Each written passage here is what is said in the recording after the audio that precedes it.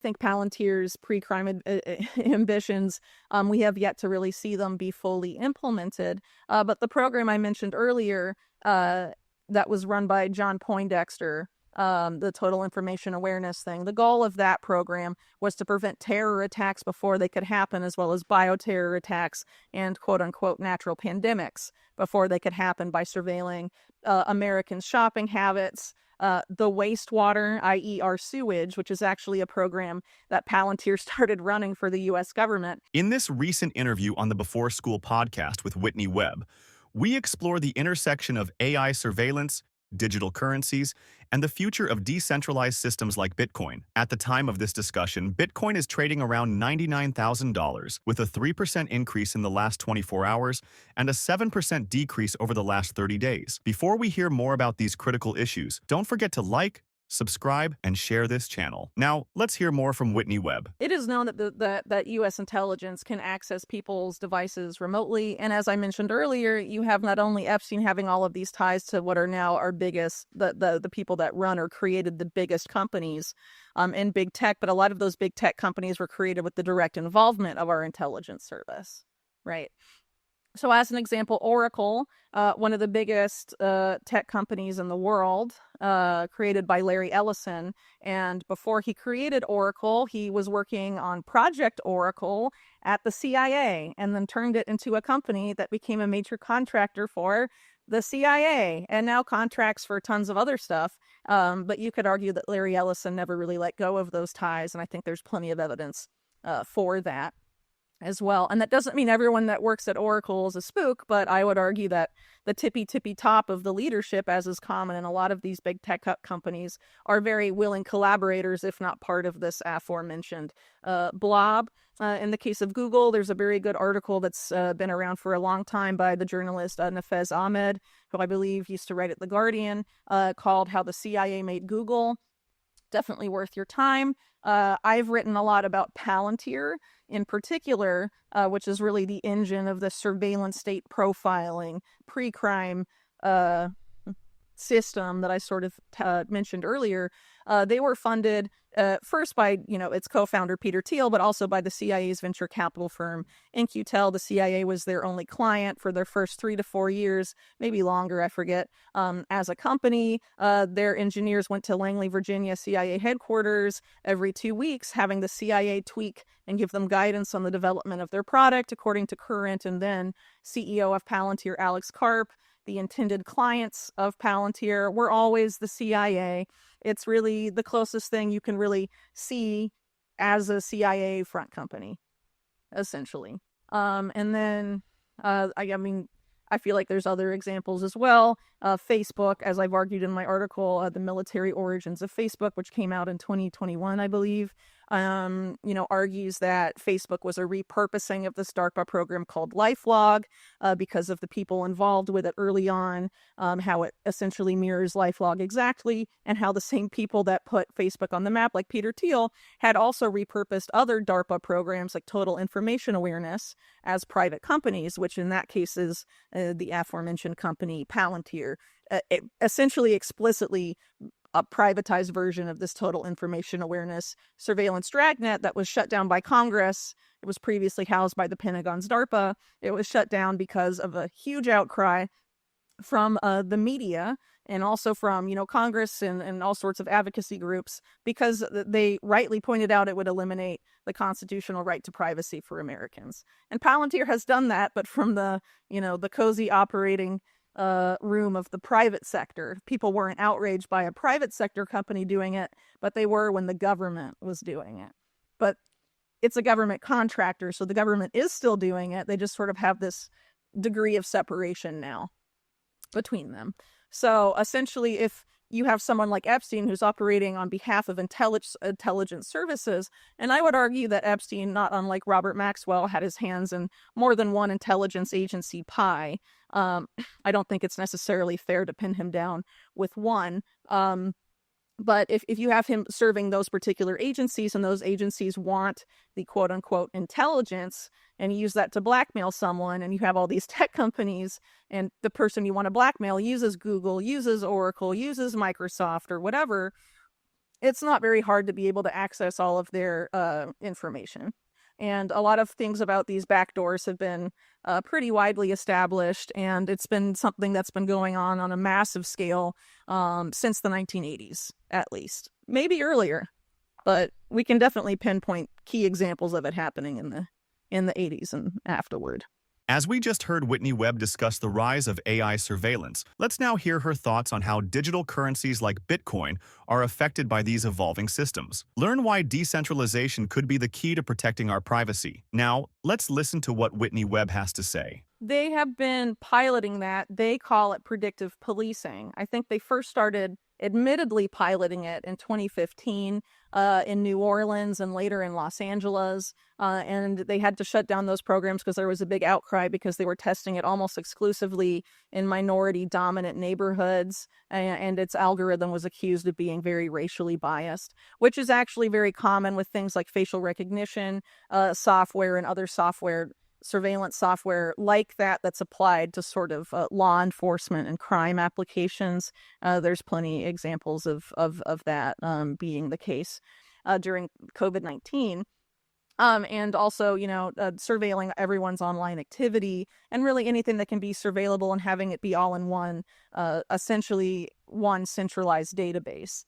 And that was a big push from the intelligence community after 9/11 in general. And also, Larry Ellison of Oracle was a big voice in the private sector advocating for this, was that for all national security agencies should start sharing a database and stop having siloed databases. And you could argue that you could see then something we have heard a lot now, that data is the new oil. I think the CIA back in the 90s and early 2000s was very aware of the importance of having as much data as possible, not necessarily just for, planned advances in artificial intelligence, but also that the idea that knowledge is power, and in the hands of these people, if they want to accumulate and entrench and expand their power, then you want to have knowledge on essentially everyone if you can. And a lot of U.S. surveillance programs going back to, stuff that was piloted in Vietnam by the CIA and the military, and going forward, a lot of efforts to sort of have information on people who could cause issues for the U.S. government at some point, would-be dissidents or actual dissidents, have profiles on those people. And what's very disconcerting to me is that actually during the previous Trump administration, the Attorney General William Barr actually legalized pre-crime in the United States by creating this Department of Justice program called DEEP, which is an acronym for something I can't quite remember, but it's something about the double E's are for early engagement. I think it's disruption and early engagement program or something like that. And basically, it hasn't been hugely implemented yet, but it has been used in certain cases where Americans have been preventatively arrested for crimes they didn't commit based on social media posts. And given what we've seen developing in more recent months, in places like the United Kingdom, it's important to know that the United States has that stuff on the books. And that the incoming president, it was his previous administration that did that. And as far as I know, the current Attorney General nominee, Pam Bondi, nor anyone else in the Trump camp period has said anything about winding down DEEP. I would really hope that they do. But again, the incoming administration has a lot of ties to Palantir, including J.D. Vance, who is basically a proxy, arguably, for Peter Thiel, the co-founder of Palantir, as Peter Thiel was the person that bankrolled his entire political career and is responsible for his success in venture capital as well. So, and there's plenty of other ties there as well, and a lot of other prominent people tied to Thiel had been appointed to, or at least nominated to very important posts in the incoming administration. So, I think that is cause for concern. And also the fact that Jared Kushner and Ivanka Trump in the previous administration were big advocates for this effort to create a U.S. government agency called HARPA, which is like this health DARPA. And actually, Biden created it, but under different metrics. He said it was about curing cancer and called it ARPA-H. They moved the H to the back. But the architect of HARPA is this guy named Bob Wright, who was a longtime friend of Trump's because he ran NBC Universal, which hosted Trump's The Apprentice show. And so Bob Wright was basically pitching this program, and the biggest advocates again for it were Kushner and Ivanka. And the program, the acronym for it is Safe Homes, and that's kind of a long acronym. So again, I'm not going to remember exactly what it stands for, but I've written about it in the past, and I'm sure if you search for it, you'll be able to find it. But essentially, what this program was saying is that it was a way to stop mass shootings in the United States before they happen. And so this was being pitched in 2019, late 2019, when there was a spate of mass shootings in the United States. And essentially, this program argued that they could stop mass shootings before they happen if they use an artificial intelligence algorithm to analyze American social media posts and then identify early warning signs of neuropsychiatric violence.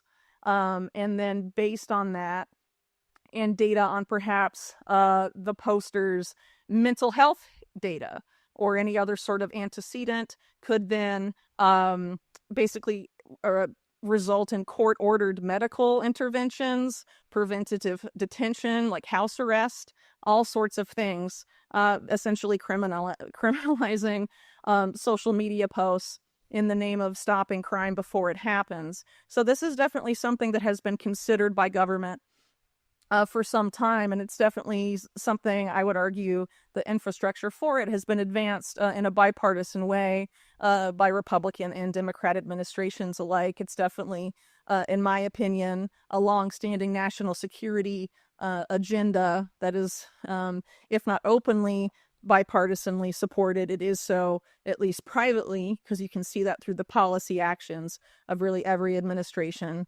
since 9/11. So I think people need to be very aware that the threat for this type of system being implemented more widely does exist because the infrastructure is there. And there have been presidents in the past that have considered pretty disconcerting overreach as far as that's concerned. And every government in the United States, or every presidential administration, has expanded Palantir's contracting. So now, in the wake of COVID-19, Palantir has all of Americans' health data, basically. They were given that during COVID-19. They were a key partner in Operation Warp Speed, deciding which groups would, receive the vaccine first, based on all sorts of metrics. And in doing that, obtained extreme access to Americans' health data, and there's no evidence that they don't share that with intelligence or add that to these profiles that they build on Americans. To watch the full interview, check out the link in the description. We would love to hear your thoughts on some questions. Can Bitcoin truly protect against surveillance-driven economies? How do you see AI shaping the future of financial systems? Thank you for tuning into Only the Savvy. If you enjoyed this discussion, please subscribe, like, and share our video for more engaging content exploring the innovative world of decentralized technologies. SIM swap fraud is sweeping the globe, and your mobile security is at risk. Switch to Ifani and lock out SIM swap fraud and get the most elite mobile protection in the world. Ifani guarantees 100% protection from SIM swaps, backed by a $5 million insurance policy. Stay secure with reliable coverage, free international roaming, and unlimited data. Trust Ifani to keep your communications and assets secure. Get military-grade protection, 24/7 concierge service, and a hassle-free upgrade. Click the link below for $150 off.